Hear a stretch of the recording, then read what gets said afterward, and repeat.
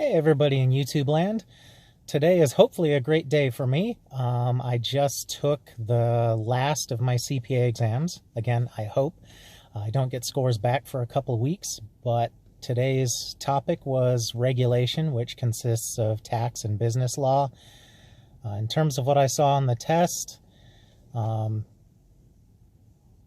it was definitely more tax than business law, but I wouldn't discount either section, honestly.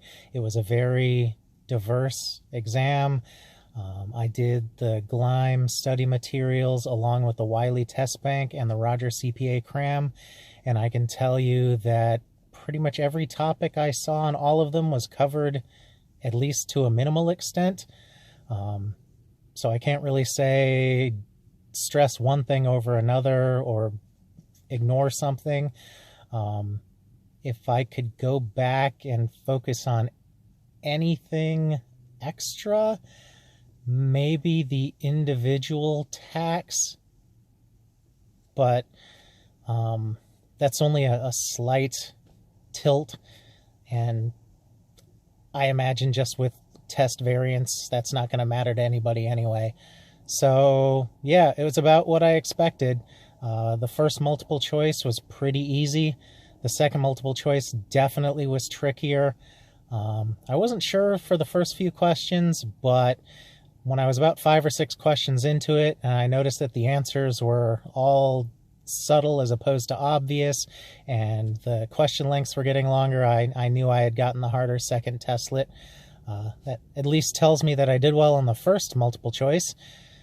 Hopefully I did well on the second, because the simulations were as challenging as simulations can be. I usually do well on the sims, so I'm not too sad about what I saw. I did spend way too much time on the one research simulation. I kind of went against my usual rule of only spending 10 minutes on them. It was trickier than I expected. Definitely had some more vague aspects to it than I would have appreciated. The sims otherwise, though, were pretty standard. A lot of tax calculations, a lot of things having to do with deductions and the allowable limits. Common things, nothing too crazy.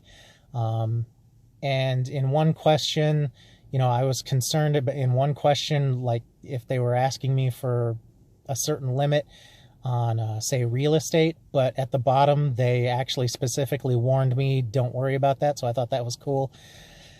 I would say the one thing I would suggest to people is definitely budget a sufficient amount of time for the sims. Even though only a couple of them were true document review sims, all of them required accessing related supporting documents. So they all required some bit of legwork, some bit of jotting down notes. Sorry, my camera focus keeps going in and out here, and since I'm in my wife's car, I can't really do much to adjust it. Hopefully this isn't too annoying. Anyway, yeah, I needed the whole 4 hours for the exam, but again, it was mostly because I killed a bunch of time on that research question. In terms of how I feel that I did, I think I passed. If I had to guess a score, I'd say 80-something. But again, that depends on which questions were pre-test and get thrown out.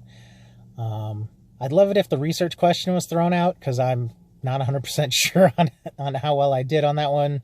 But yeah, I do hope I passed. Again, I'm not super confident because CPA exams, you honestly can never predict them. I mean, I just took BEC a few weeks ago, and people say that one is easy, and I got out of there feeling that it was a challenge. I mean, was it as challenging as FAR was? No, but BEC was no joke, and I did feel I underestimated it somewhat. So even though on both BEC and REG I feel like I passed both of them, I don't have a super great feeling about it. Like if I check my scores in a few weeks and they're both not passing, I'm not going to be totally caught off guard.